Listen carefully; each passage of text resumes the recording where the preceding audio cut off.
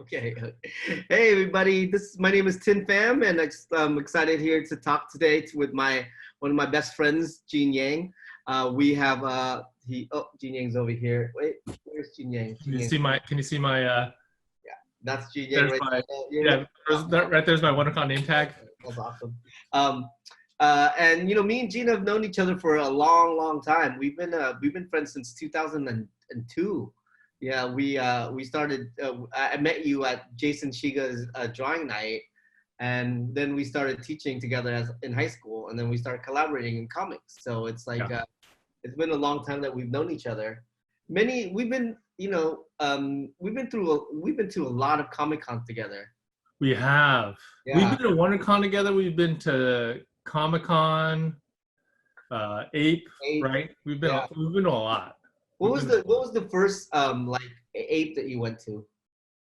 The very first Ape I went to, it must have been 96, I want to say. Ooh. 96, 97. I think it was still in San Jose, right? Oh wow, yeah, It yeah. went from San Jose to Oakland, was it? And then San Francisco? Oh wow, that's crazy. Yeah. Yeah, that's awesome. I I didn't go to Ape till 2002. I think my very first convention was Comic Con 2002, right? And back then Comic Con was like so small, really really small, and like I was able to get like a small press table, no problem. I think it cost like $60 or something like that, for half a table, and I loved it. And then I've just seen it get so much bigger. I don't think Yeah. I don't think I went to comic. I don't think I've been to WonderCon until it came to San Francisco. Oh, okay. Okay. You mean before Anaheim stole it from When Northern did you start California? going to WonderCon? So this Yeah, is this is one of the weirdest WonderCons yeah, yeah. I've ever been to. It is. It's really sad that all these Comic Cons are like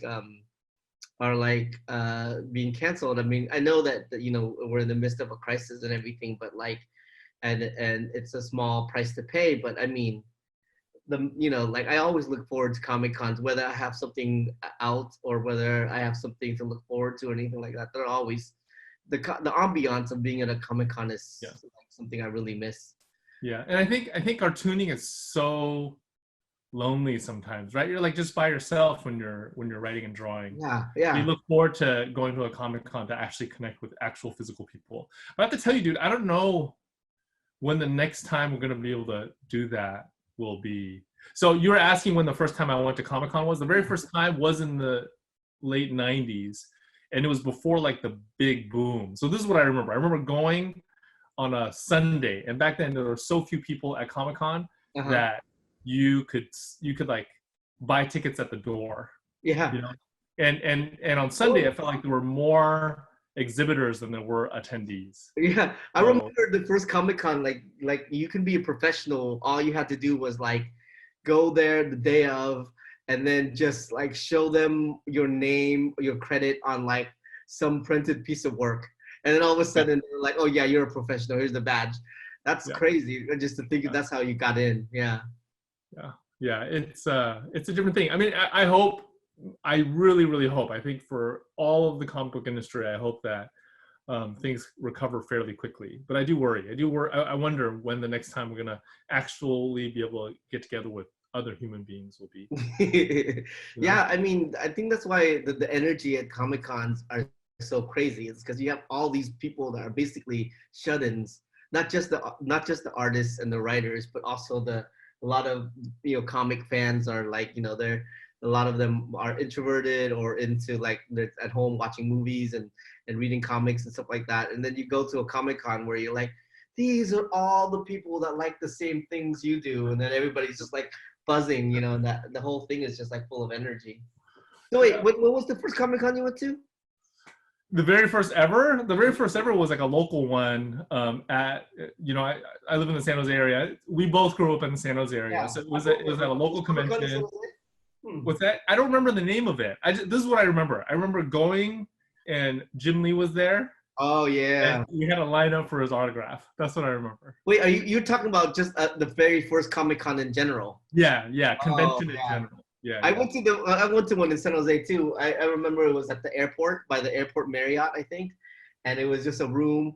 And I remember there was an artist there, and I was just like so blown away that there's just artists there doing drawing, and it was like for me when I was younger, I was like that's magic, like Yeah. how they Yeah. do that stuff is magic. It's so great. Wait, and then was WonderCon in did it start in San Jose? The first time I went to WonderCon, I remember it being in Oakland. You know, Oh, I remember Oakland. going to the Oakland Convention Center to go to WonderCon. Yeah. Oh, wow. I don't think Yeah. I've ever been to Yeah, the. you never went to an Oakland WonderCon? Mm-mm, mm-mm. Yeah. But So yeah, went from Oakland to was it in San Francisco for a little bit? it was in San Francisco. Yeah, it was at the Okay, so went Moscone from Center. That's Oakland. why Oh I yeah, went. that's right. It was at the Moscone Center Mhm. to Anaheim and now to like YouTube. Virtual. So this is gonna be on YouTube. I Yeah, I mean, think so. I've never been to the Anaheim one, but I've heard that like it was growing so rapidly that it was almost close to being like a San Diego Comic Con. Like it was getting. Yeah, we should go again. We should go again when all Yeah, this is over. Because yeah, I went to a couple of them in Anaheim. And it was fun. It was like it felt to me like Comic Con in the early 2000s, where things were like still growing, yeah, but you could still you could still find comics. yeah, yeah, Like there's still like comics were still a really big part of yeah. what was going Um, on. yeah, I mean, I really do miss the Comic Con. I was just thinking about maybe starting the table again. You know, I haven't tabled like at a small press in such a long time, and then I was like, maybe I should, make some minis and table again and just kind of like relive that like as a 40-year-old person. I mean, I think partly it's like a midlife crisis, but like, some people buy Ferraris or whatever when they have midlife crises, and I just want to get a table at a Comic Con and sell junk. Well, you want to relive your 20s, right? I feel like you and I, that was kind of how we spent our 20s, where we were going Yeah, to conventions, we were, staying in hotel rooms, like 12 cartoonists in a hotel room.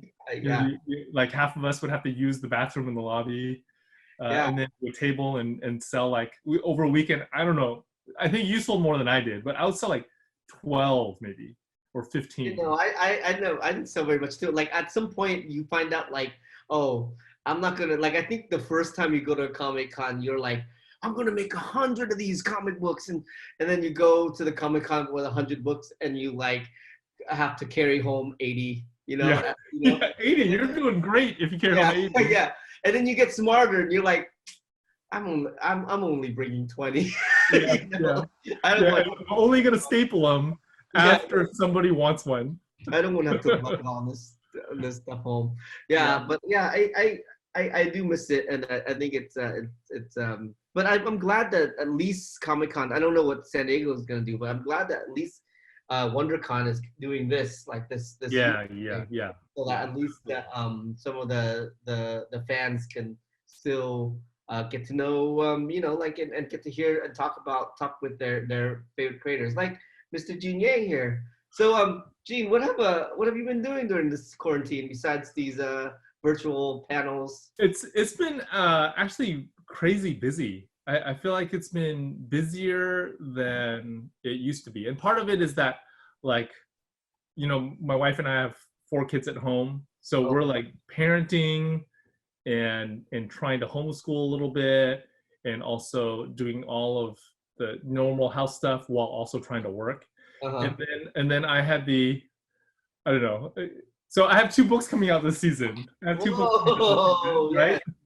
And it's just a really weird time to release books. So we've been trying to we had this whole book tour planned with one of my publishers. The whole thing got canceled. So we're trying to figure out how to do those same things just virtually. So that's been kind of a struggle. Okay. How about you, dude?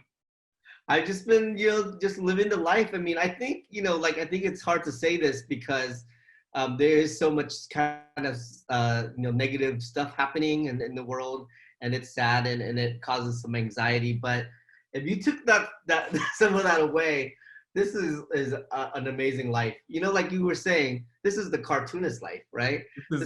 Everybody's forced to live the cartoonist life. Yeah, exactly. I mean, just being able to just be at home all the time, and just playing Animal Crossing all day long.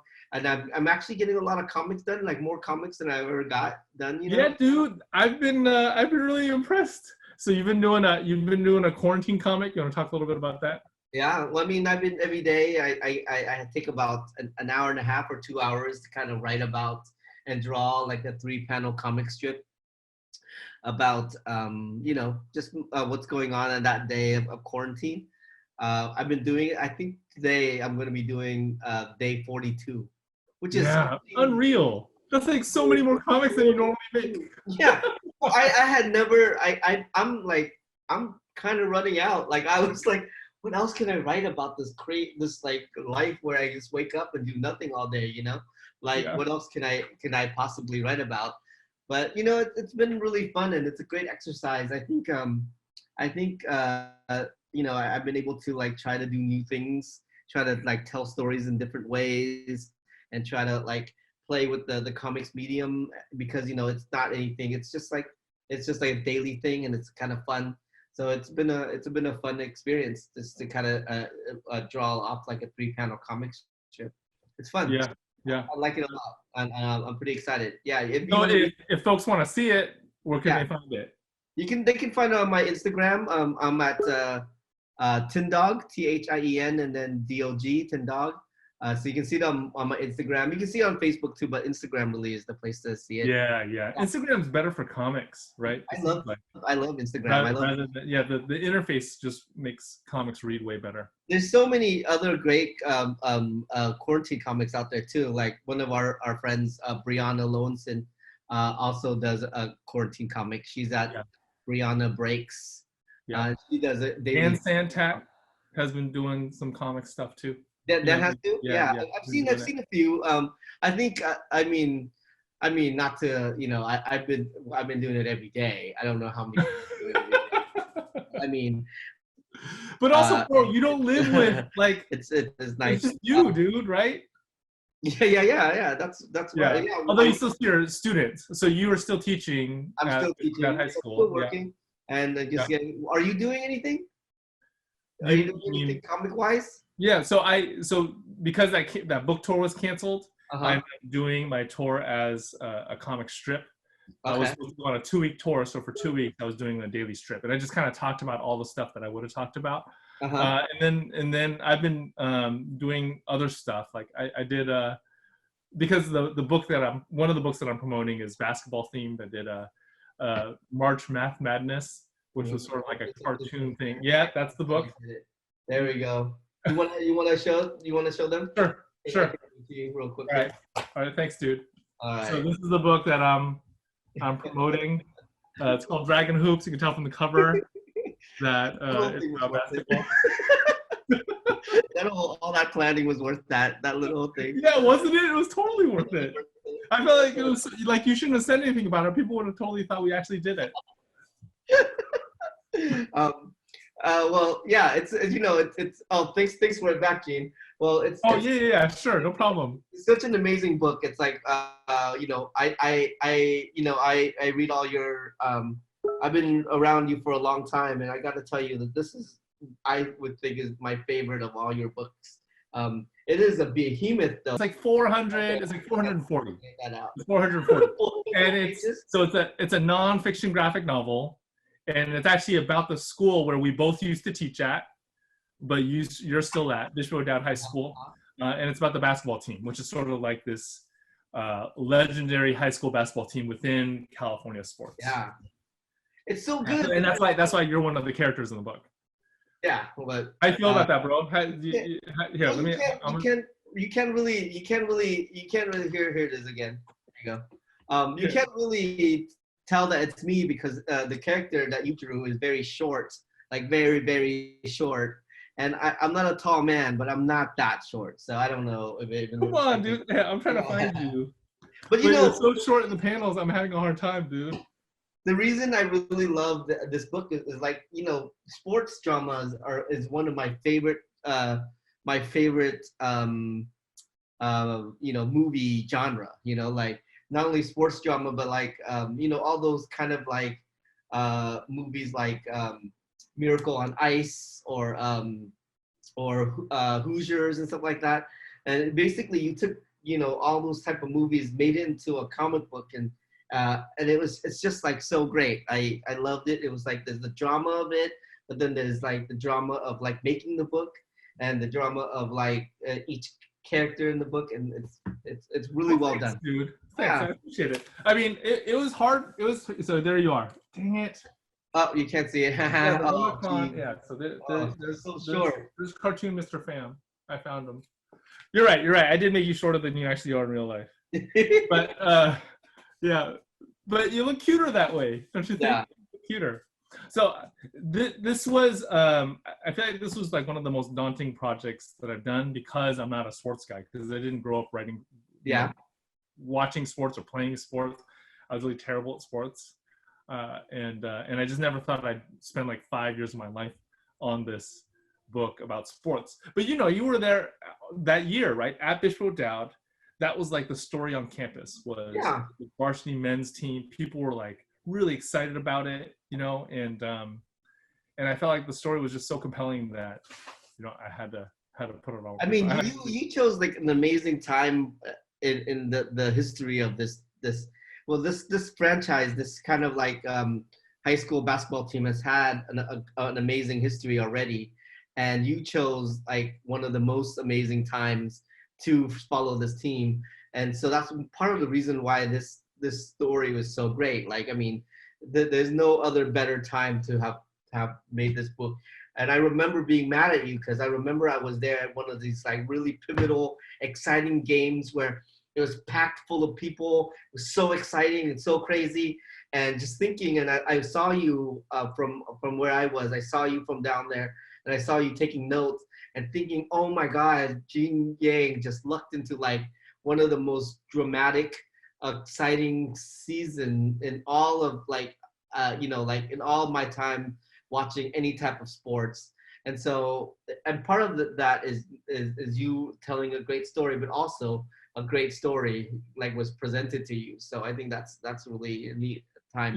Yeah. I remember like I remember you texted me. You were like, I can't believe we got that in this season, right? Yeah. But how you feel now? How you feel now that the book is released during? It's amazing. What I feel about this book is it feels like sometimes you take pictures and you capture that one moment. Like I just imagine like a famous photographer that like took an iconic photograph, and they just accidentally took it like at the time that something crazy happened, and that's what I feel like with this. You just took an amazing.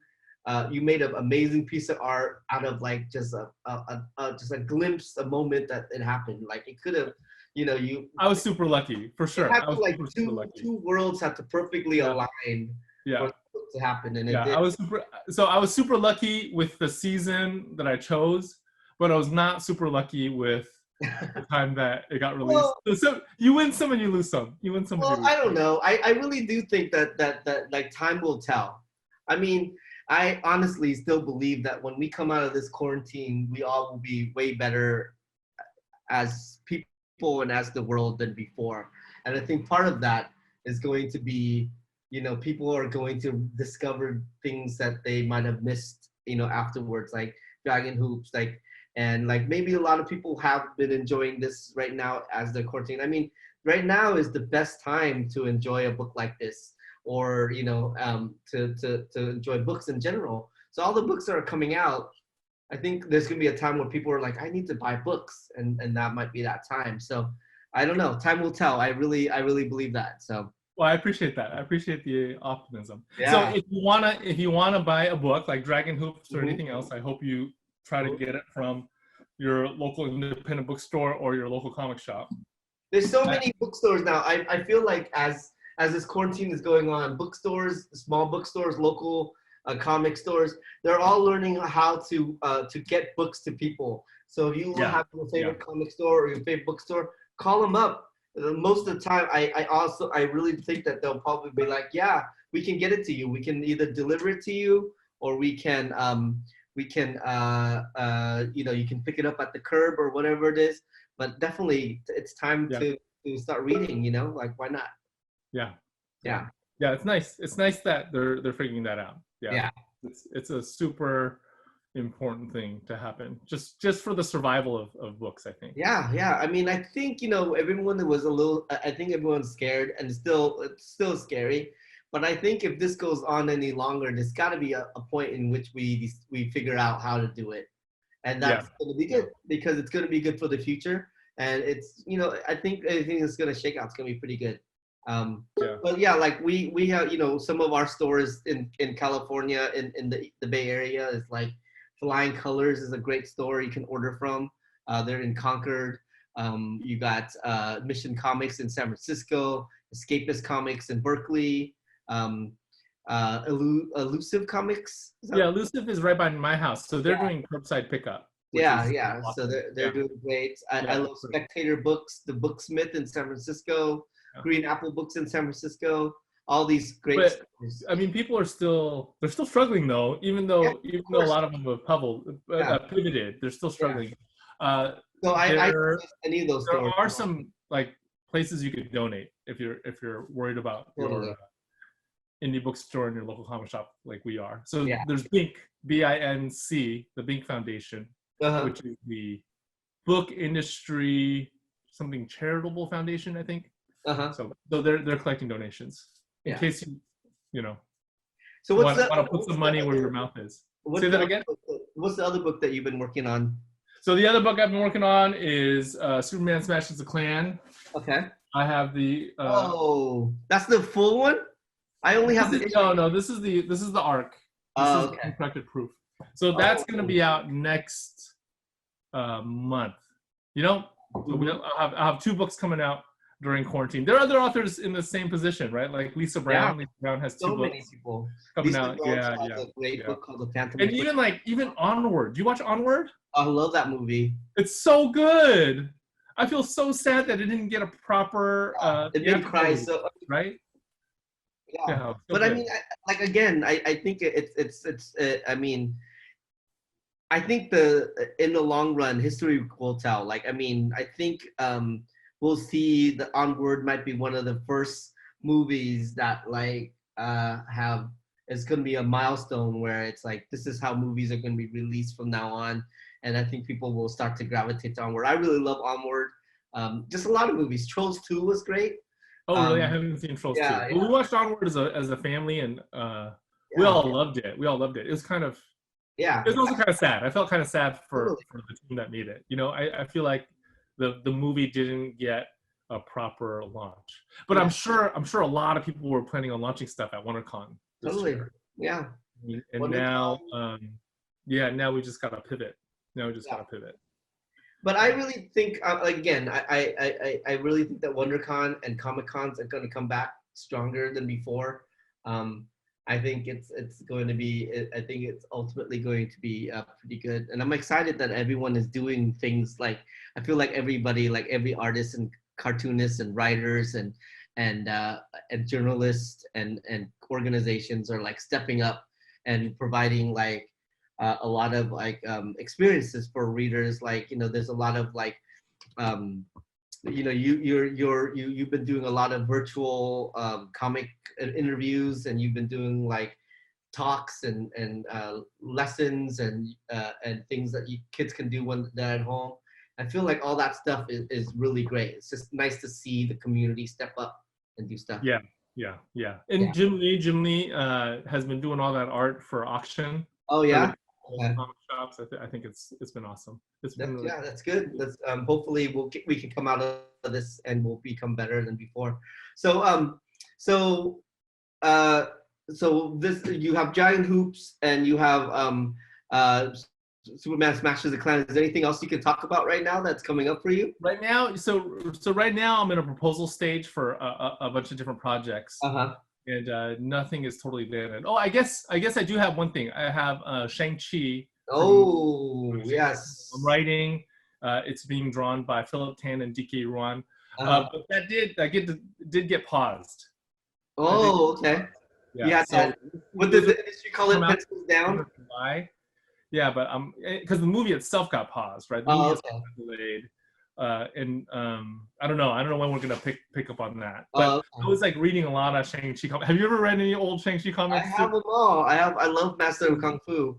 So So, it's a little rough looking at it from the vantage point of 2020. Isn't some of that stuff a little bit rough, dude? yeah, but I mean, honestly, I can tell you everything is rough. Like I was watching the other day. I was watching 9 to 5. You know, the Dolly Parton movie. Yeah. And at that time, you know, it was very progressive for that time. But you watch it now, and you're like, ooh, that is very problematic. So I think everything, and especially Masters of Kung Fu, comics in general back then were all really problematic. Yeah. Like 1970s. I guess the further back you go. Yeah, even in the 90s and the 80s, it was, you know, like, you know, if you look back at like the old image and the old image and you know, just comics era. I mean, comic industry was so different back then because it was all for guys, you know, all for young adolescent boys and stuff like that. So now it's so different, and I think you have to kind of forgive it a little bit, you know, and then just like take the good stuff and then just kind of like hopefully forgive some of the bad stuff. Yeah, we have to. I mean, I also think that it's a continuous thing, right? Like, Yeah. It's good that Shang-Chi comics didn't end in the 1970s and 80s. It's good that we get to keep telling stories. The same way with Black Panther. I feel like Black Panther, there's some rough stuff in the beginning. You know, like he debuted in I think his series was Jungle Comics that he did. Yeah. Rough.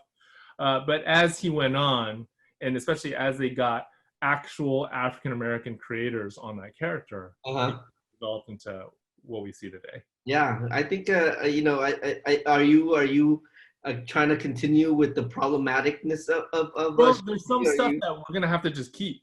I think there's some stuff that we have to just keep. like, it's like, because it's not like the Marvel universe doesn't reboot in the same way that the DC universe. Yeah. I feel like DC has had a couple of reboots where it's a really hard reboot. Yeah. You have no idea what's in continuity and what's not.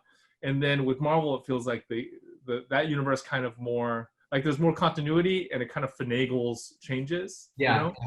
So we're definitely going to make changes, but there's some basic pieces that we can't change. Yeah. Well, I mean, he's the master of Kung Fu. You're not going to change him to like something. Yeah. We're not going to give him like some different set of superpowers. But the other thing is that his dad is like the most problematic character, you know?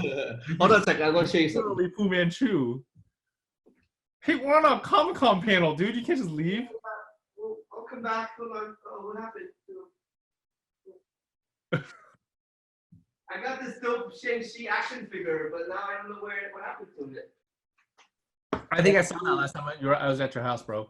What? I think I saw that last time I was at your house. Oh man, it's so cool. I love that Shang-Chi. Yeah, but his original dad was Fu Manchu. Then they lost the license. Like Marvel lost the license, and they gave him a new name. But he's still like this Yellow Peril villain. Yeah. You kind of have to. I don't know. That's the biggest part. We have I think they're doing a great job. They casted a great actor for the movie. You don't know how that movie's gonna go though. You know what I mean? I'm hoping for the best because I really like the main character. But I think it's gonna be good. I don't think. I mean, right now there's no way that they're. I mean, they gotta have like probably 100 sensitivity watchers on that. You know, just to make sure that they're all keeping. So I have high hopes for it. So hopefully all that stuff will get back on track. Yeah. That's cool. All right, so we have some questions. We only have about 20 minutes left of this interview, so I wanted to make sure that we can get to the questions. So a lot of your readers have chimed in with some questions online through Instagram and Facebook and stuff like that. So we got some questions. Are you ready to answer some questions, Xinye? Sure, bro. Some of these questions are for you too. All right, we'll see. All right, so Paul Kao, Kuo. Did you say the whole name? You think you should say this whole name? Why not? This is the. That was not coronavirus. Yeah, hopefully. Because I'm right next to you. You know, that's tough. I'm sorry, dude. This question is, with the he wants to know about the historical novels, your other book like Boxers and Saints. But he was going to ask that question, but I guess someone's already going to ask it. So he says, is there a Marvel character that you would love to work on?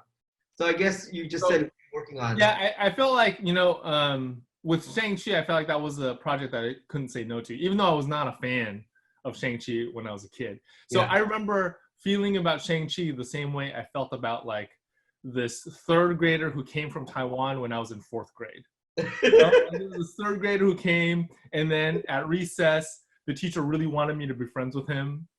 Like it constantly wanted me to be friends with him, and I just really didn't want to be friends with this kid, and it was sad. It was sad. I felt like there was a lot of not good things going on inside of me that made me do that. But I also felt weird about picking up Shang-Chi comics at my local comic shop because I was like, you know what I mean? Did you feel that? I mean, it's. I mean, when you were younger, I think it's like bringing like Asian food for your lunch. When your mom. Yeah, you don't want to emphasize what makes you different. Right? Yeah, and it would be weird to sit there and read a Shang-Chi if you're an Asian person. Yeah. But I when I was a kid, I love martial arts stuff. I love all the ninja movies. But who's your favorite though? Your favorite was like Snake Eyes. Oh yeah, right? He was like a white dude. He was a white dude underneath that mask. Yeah, but if he was an Asian dude, I would have loved him. I think I just loved all characters that just like had like masks and were mysterious. I didn't like Shang-Chi when I was a kid either, but yeah. I don't know a single Asian comic book reader who liked Shang-Chi when we were kids. Now I feel like we got to do it. I feel like we got to do it. We got to figure that out. But so Shang-Chi is one character, and then another Marvel character that I've always wanted to do is Nightcrawler. Really? Yeah, dude, he's the best.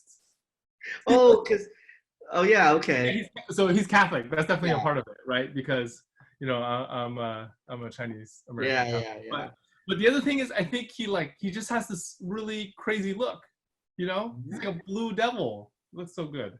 I mean, this question wasn't for me, but if you, I would sell my soul to either draw or write Spider-Man. I love Spider-Man so much.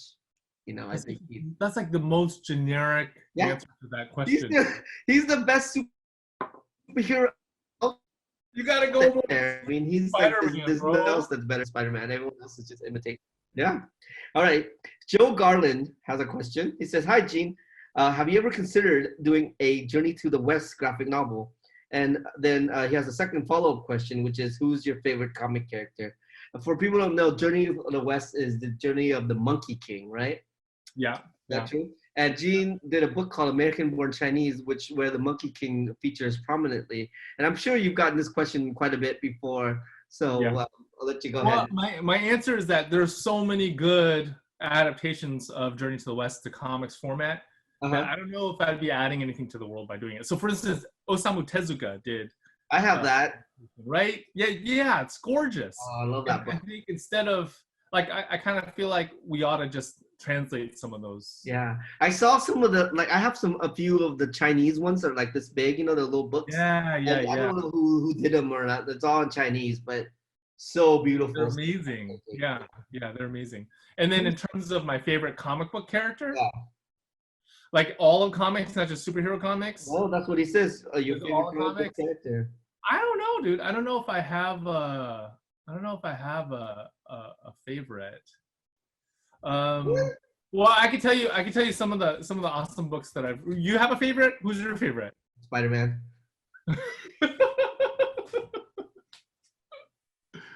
Yeah. Well, when I was a kid, I liked the Fantastic Four the best, probably. Yeah, dude. Oh, you are such a nerd. Why? What's wrong with the Fantastic Four? Who likes the Fantastic Four? That's the thing. What are you talking about, dude?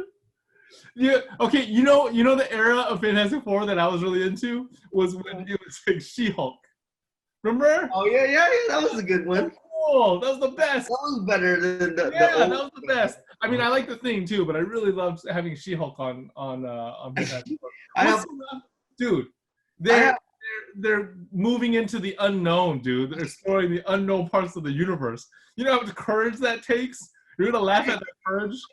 I have all the old Fantastic Four, and there's one where in the 80s or late 90s where they're like trying to make the Fantastic Four cool, and they did all these things and it was still not cool. Like they gave like Invisible Woman, some weird sexy outfits. Oh, that was the worst. Yeah. Where she had the window. Yeah. And everybody was all buffed and like tough Yeah, looking, and it still didn't work because they're such. So my another comic character that I like is Shannon Hale. Like she did an autobiographical comic, a set called Real Friends and one called Best Friends. Yeah. And I remember, like, I have 3 daughters, and I remember reading that and going, oh my gosh.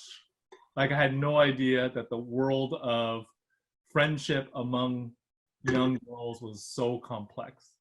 Is it weird? Is it weird for me to say that one of my favorite comic book characters is Shannon Hale? Yeah.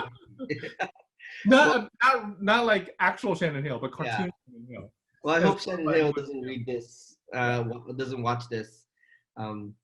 Anyways, Kristen Violetti asked. Maybe not read the names, dude. I don't think you're like good at it. People write in their questions. No, you're not good at reading the names, dude. No, they'd be excited when they watch this, and they're like, "Hey, that's my question," and everyone knows that that's her question. They'll be like, "Is that my last name?" It kind of sounds like he's trying to say my last name. But it's still exciting.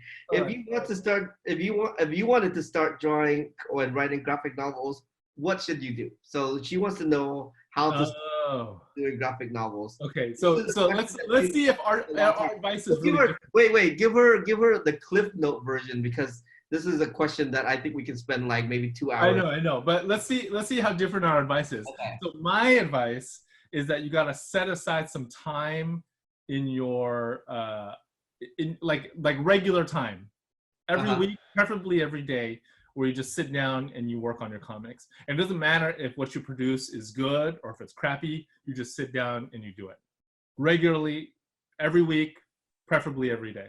What's yours? Mine is the exact same advice. I say just do it. I think a lot of people just spend a lot of time. Like, I think one of the things I always say to my classes is people use education as such a crutch and for kind of being scared and being they're always like, well, let me learn how to do this and then I'll draw my comic, or let me learn how to do this and then I'll do this, and then they never do, because they're constantly learning things. Because I mean, in comics, you're constantly learning. I mean, I'm still learning, you're still learning, you know?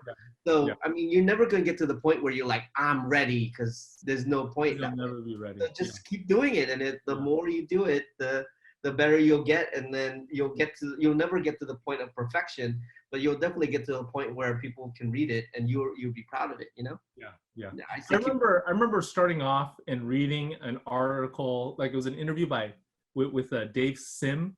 You know, Dave Sim. So he's he's a controversial figure in the history of comics, but he's also an amazing cartoonist. But he said that he would go to these conventions and he would like have these young cartoonists come up to him and show him all these amazing character designs, right? And he'd be like, oh, "This is amazing, you should start." And then the next year, those same cartoonists would come up to him and just bring him more character designs. Yes. It would happen every convention for like years, and they would never get to the actual thing because there's working on character designs.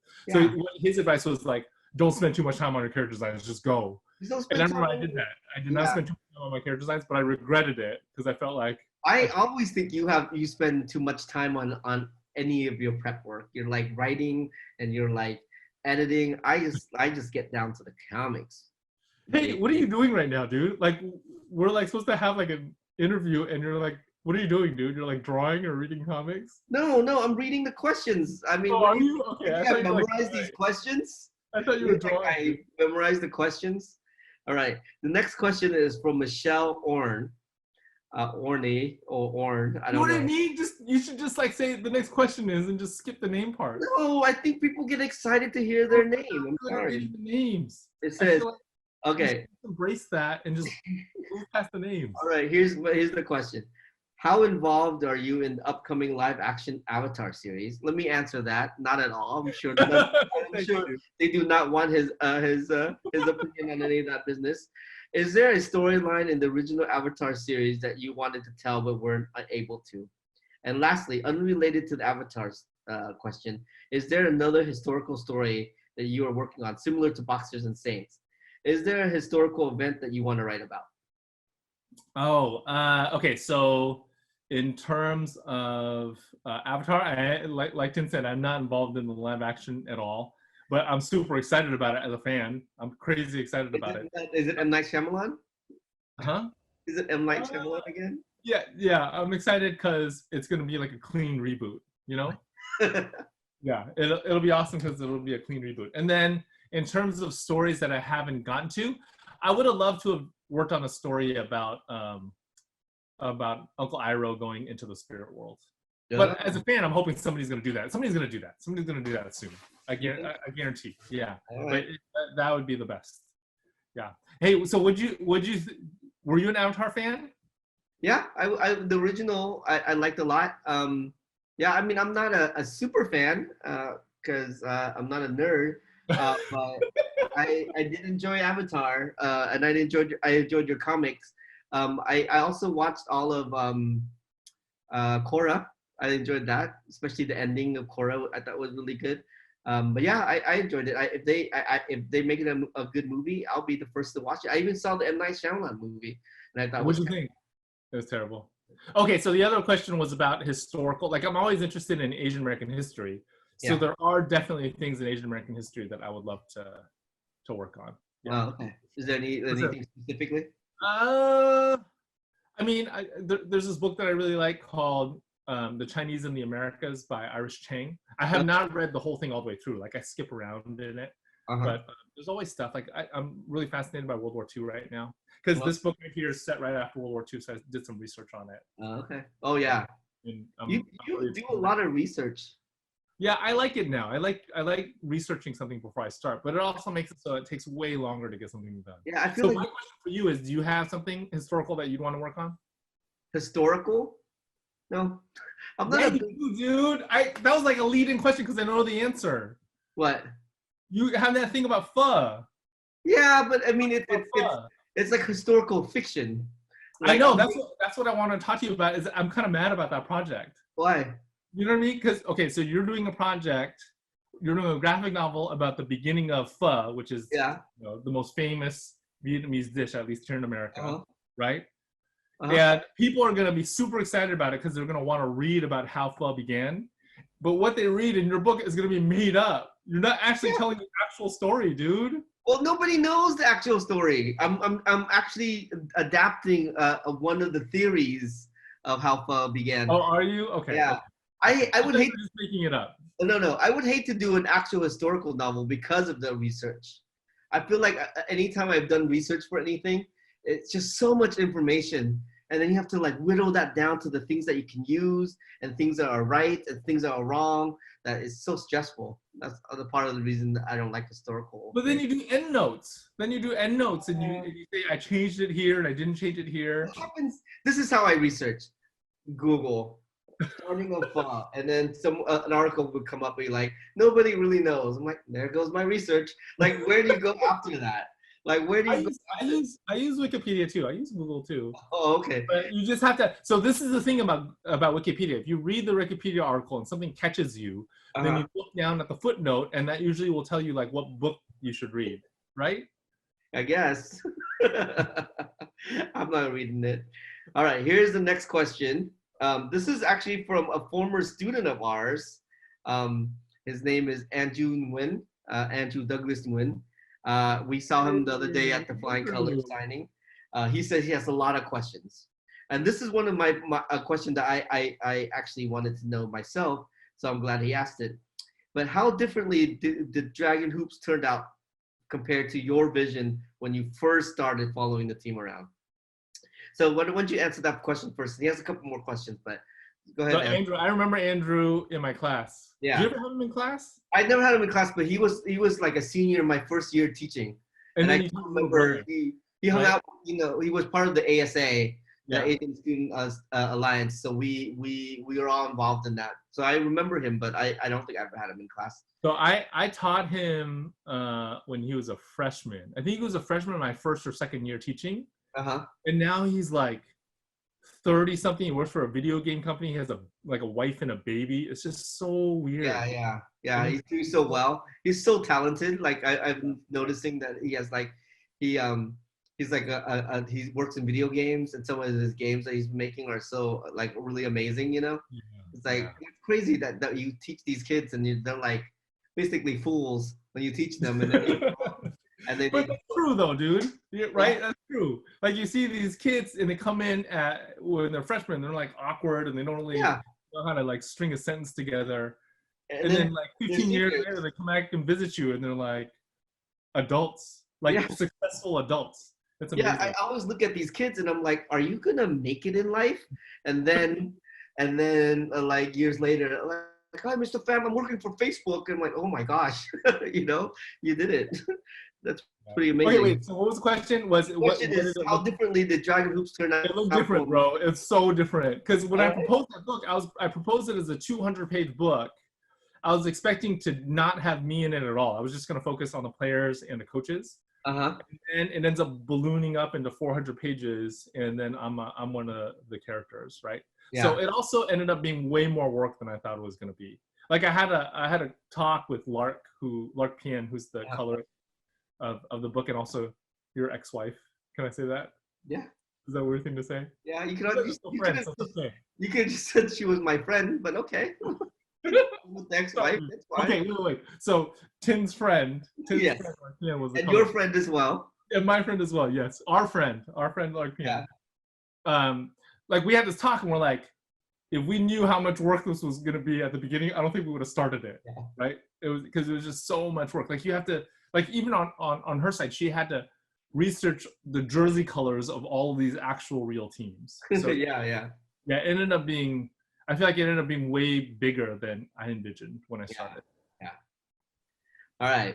And then some of his other questions are: at what point uh, in the Giant Hopes universe timeline did you realize you were going to write a book about it? And then has Coach Phelps read your book?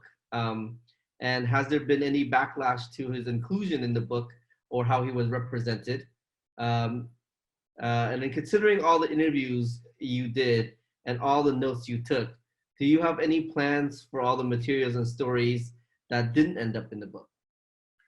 Okay, so that first one At about what point did you think when did I know I was going to make the book? I knew after Lou told me that story. Coach Lou told me the story. the first story about him? So the story about him when he was a kid that ended up being chapter 1 of the book.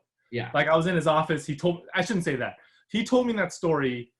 I thought there was a chance that he was not telling the truth because it was such a dramatic story. And then I went home and I watched the tape. And when I realized he was telling me the truth, I was like, okay, this is it. I gotta do this book, right? And then with Coach Phelps. So if you read the book, Coach Phelps is probably the most controversial part of that book. Yeah. It's probably the most controversial part of history, right? Don't you think? I think so.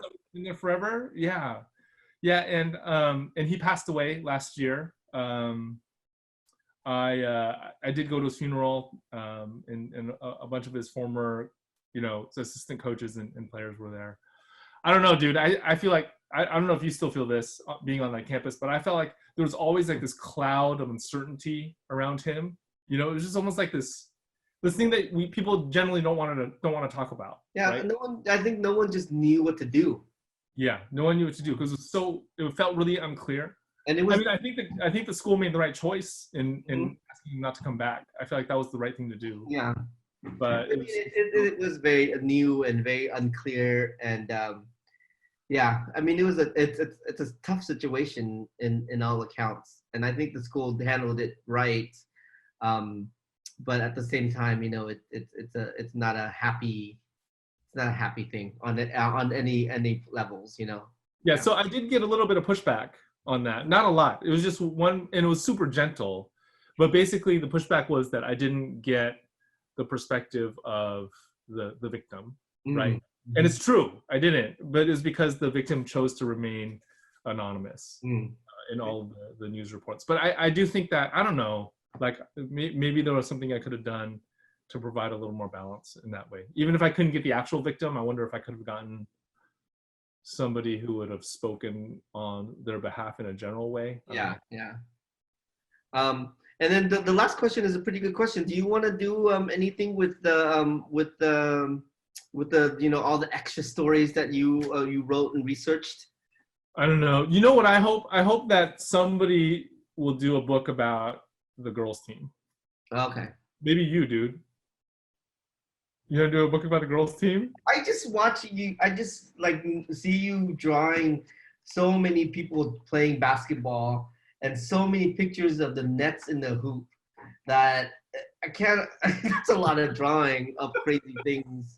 The nets are such a pain to draw, dude. I had no idea. That's part of the thing. If I'd known what a pain in the butt a basketball net was to draw, I don't know, man. I Yeah. really admire that dude who did slam dunk now. You know, he did so many nets, and his nets are gorgeous. Yeah. Yeah. All right. We got the question from actually an ex-colleague of ours now. Not just Andrew was an ex-student. This is an ex-colleague. Her name is Deborah Colesroot. And she has a couple of questions for you, Gene. In brainstorming your graphic novel, does theme drive your characters and plot development? Or do you sketch out, and do you sketch out before you actually write the text, or vice versa? Is it backward design, meaning you determine the outcome and ending, and then make the beginning? And then when you're doing Superman comics, are you constrained by the established storylines, and or can you determine your own outcomes? And then finally, will you continue to promote reading without walls in the future graphic novel? So first, Deb, I hope you're watching. It's kind of crazy that there are O'Dowd people all over, right? Mhm. Yeah, yeah. I think she's on the East Coast now. Yeah. That's Yeah. true. She's on the East Coast now. Yeah, it's neat. It's neat to Yeah. see former teachers and students all over the place.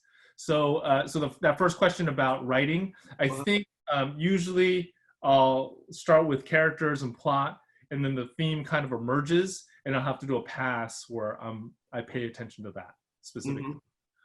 And then with the Superman question, it depends on the project as well. So for Superman Smashes the Klan, this was out of universe. It's not in the main Superman universe or the main DC universe. So I felt like I had a little more freedom with it. But if I'm writing in universe, there are certain things that I have to hit. You know, I can't just do whatever I want. It has to fit with certain predestined stories. Yeah. Cool. All right. And we got just a couple more questions. We're running out of time here, so we'll hit a few of these other questions here real quick. If you could recommend one Superman story you did not work on into public, what would that be? And that was from on Instagram, Ian, son of Carl. Okay. So I really like. You have any answer for this one? Yeah. You do? Okay. I'm gonna go first, and then I want you to go. I don't think I ever really read a Superman story. I don't like Superman. If you like superheroes, he's the first one. You have to like Superman. Superman is like Fantastic Four. You're such a jerk. Okay, so I really like Whatever Happened to the Man of Tomorrow, which was written by Alan Moore. Was it drawn by Dave Gibbons? Yes. It was drawn by Dave Gibbons, right? That was such a great story. And then a Superman trade paperback that I feel like does not get enough attention is the Superman Adventures that was written by Scott McCloud. Oh. I don't even know if it's in print anymore, but it's so good. It's so good. Like all ages, but he puts in some like really Scott McCloudy kind of ideas in there. You really have no Superman recommendation at all that you could get? You know, I think when I was younger, I read all those the Superman, Man of Steel, John Byrne reboots. Yeah. Did you like that stuff? That was pretty good. But honestly, my favorite, and this is gonna sound cheesy, but my favorite Supermans have been, the Asian Superman for obvious reasons, because you wrote it, and because I like the Neat Justice League that is an Asian version of the Justice League. At least there was like a twist. There's like a weakness. There's like a vulnerability to him. I thought that was that's why I kind of don't like Superman. He just seemed too powerful and too goody and too all American. And I wanted something, like that would have a little more depth. And I do love the Superman Smashes the Klan. I mean, I think that's such an interesting story. And I guess, I do like the Superman stories where like Superman is not really the main focus. I think those are always kind of fun. I'm not a huge Superman fan, but there have been some Superman stories that I like. Yeah, I like the movie. You know, the original, the first one, the Yeah, Christopher. that first one was great. Yeah, I mean, well, it's not the first, but the Christopher Reeve one was great. Yeah. yeah. Yeah. All right, and then finally, here's a good question. Here is, what resources do you recommend to learn coloring? Which is not good for either one of us. Lark Pian, again, our friend Lark Our Pian, friend, yes, our friend. Like, yeah. colored Jean's book, and she colors most of all of Jean's books, mostly, except for the ones you do for DC and stuff like that. But but she's an amazing colorist. She would be the one to actually provide You the. know something about color? I suck at color. I Yeah, completely suck at color. Right? I'm terrible at Why coloring. Remember, I you colored one know thing for color? you.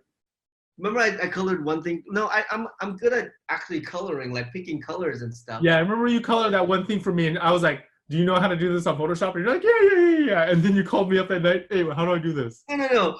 I turned it in, and they're like, well, these colors aren't flatted at all. And I was like, what is that?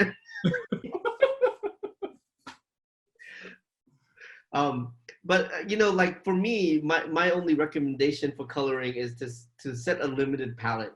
So what I like to do, and this might be cheating, but I'll like whenever I run across an image or a comic or something that has colors that I like, I'll scan that in and I'll use Photoshop's color picker to Yeah. create a palette of all the colors that I see that I liked, that goes well together, and then I'll use those palettes for my comic, and I'll limit myself to just those colors. And sometimes it'll be like, whoa, I wanted to make this shirt this color, but these are only colors I have in my palette. I'm only going to use the colors in my palette. So I think that's a great way of learning palettes. Yeah. There's a great website called Cooler, like COOLER.com. And it's a great resource for picking palettes. And there's a lot of color palettes that you can choose from. But yeah, it's a really cool resource for that. That's awesome, dude. That's really good advice. That's Yeah? great. That's all I got there. All right. Let me see if we have any more questions here, and then I guess we have to kind of wrap it up. Joe Field asked this question. He asked Joe Field, a who owns friend from Flying Colors. Flying Colors Comics, right? Great One of the guy. best comic book shops in all of America, probably all the world. He invented Free Comic Book Day just for that. He's a comics retailer legend. He asked, when will be the next Tin Fan Gene Yang collaboration? So we did collaborate on a book called Level Up, which I have. I'm gonna grab it. You leaving? We're doing an interview, dude. I'm leaving to show this book, bro. Okay, so this. Wait.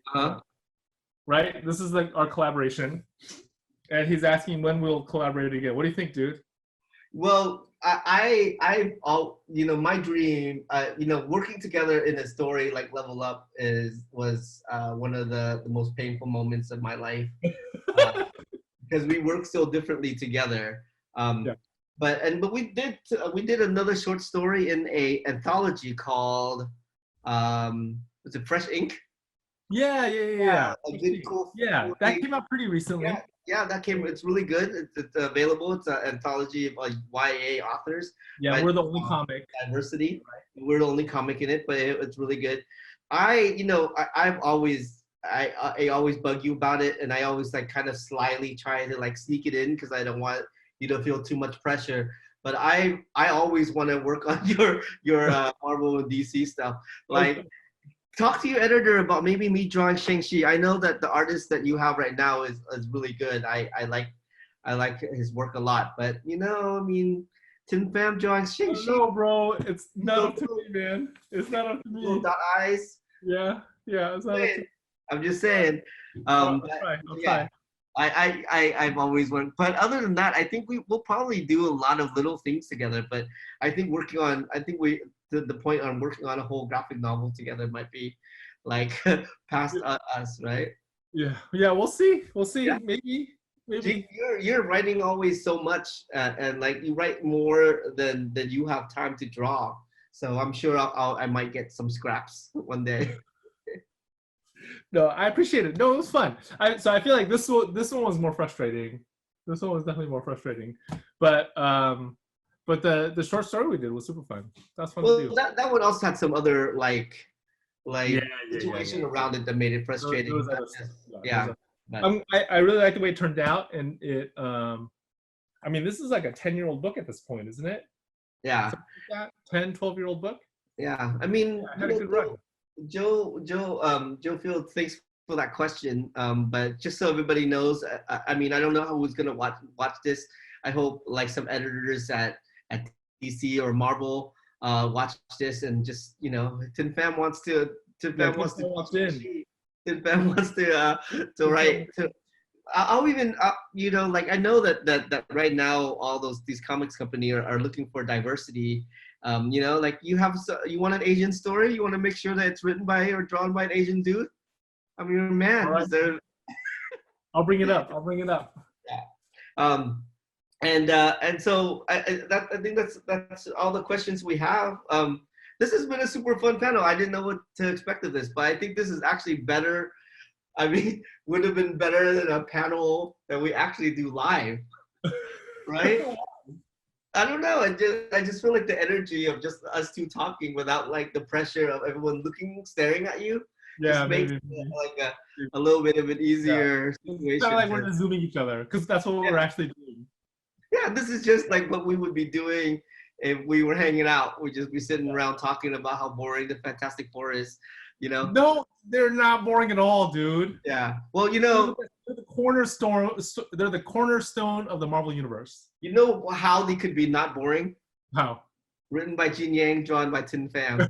All right, I'll bring that up. Let's see if we can get some traction. Right. Well, Gene, you know, Dragon Hoops again is a super amazing book.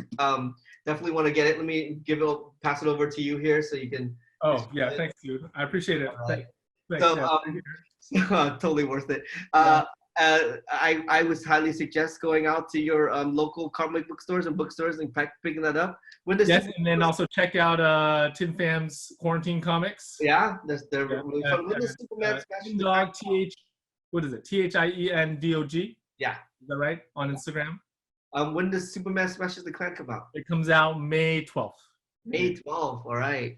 It's so good. I've gotten all the issues, so I'm so good. And the artist for that is a duo from Japan called how do you pronounce it? Yeah, they're amazing. How do you pronounce it? Gurihiru. Okay. Yeah, they're really good. RIHIRU. And then there's letter by Janice Chang, who is you know Janice Chang. She lettered like the Spider-Man strip with Stan Lee for. Ooh, wow. They're like bros, yeah. Cool. Yeah. Guru also does the Avatar books, right? Yeah. So anyway, thanks again, Gene, and thanks WonderCon for giving us this opportunity to bring this to you, and hopefully we'll be back up and running, and then Comic Cons will be back again. Yeah, hopefully soon. All right. Thanks, everybody.